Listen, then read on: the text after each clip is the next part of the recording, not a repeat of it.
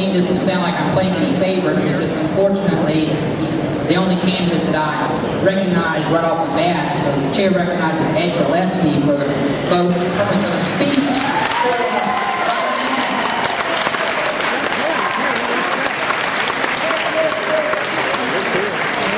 Here earlier.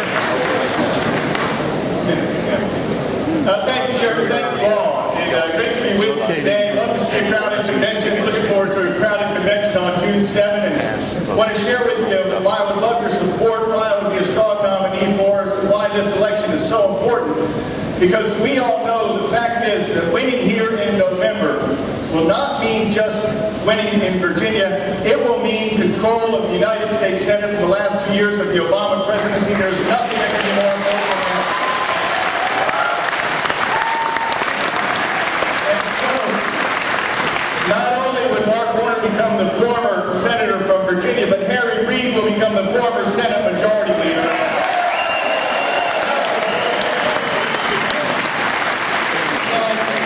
We know why that is so important, because we see the damaging effects of their policies all around us every day. We see the lost jobs. We see the lower take-home pay. We see the skyrocketing health insurance costs. We see the higher energy prices, and we know that our policies, based on our constitutional principles of limited government and personal freedom, could make that better.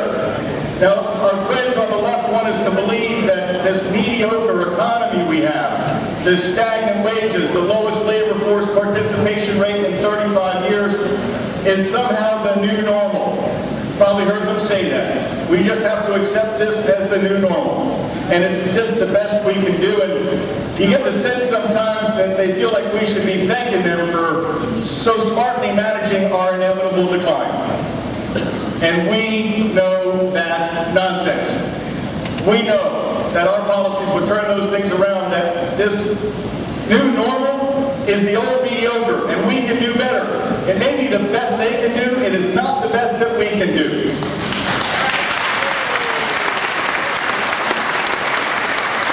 And they are not managing our decline, they are causing it. And I can tell you, if you look at Mark Warner's record, he's been there every step of the way causing these higher prices, this lower wages, the lost jobs. He likes to pretend that he's a fiscal moderate, but he has voted for nearly $1 trillion in new taxes and $7 trillion in new debt. He voted against the balanced budget amendment on the floor of the United States Senate. He likes to pretend he's a pro-business Democrat. His rating from the National Federation of Independent Business, the Small Business Group in the last Congress, was a lousy 38%. And that reflects his votes for job-killing policy after job-killing policy. He would not stand up to the big labor unions when it came to their card check agenda. He stood next to Barbara Boxer and John Kerry to unveil cap and trade legislation that would kill here in the Commonwealth of Virginia 66,000 jobs of our fellow citizens who are already suffering because of the anti-coal agenda of this administration.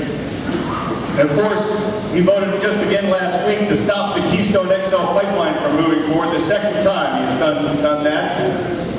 And we also know, of course, he cast a deciding vote to pass the Affordable Care Act, Obamacare, which would kill, or would mean 2.5 million fewer workers in our economy over the next decade. And to add insult to injury, he voted against an amendment to repeal the medical device tax, another 165,000 jobs lost.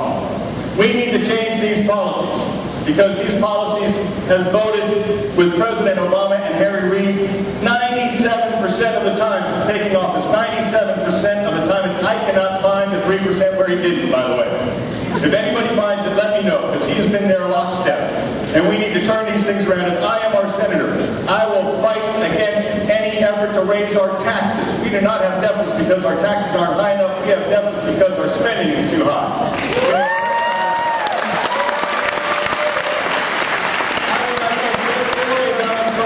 I will introduce a balanced budget amendment.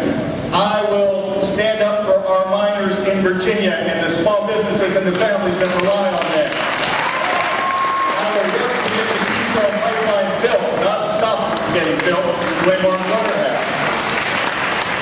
And I will make sure that we repeal and replace Obamacare with policies that work. I fought it from the get-go. If you go to my website, you can see my opposition on show after show, time after time saying this bill is going to kill jobs, raise health care costs, and limit our choices.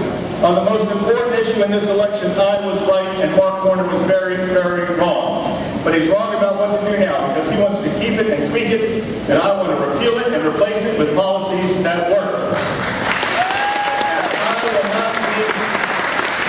Our senator has been a blank check for President Obama. I will be a check on President Obama.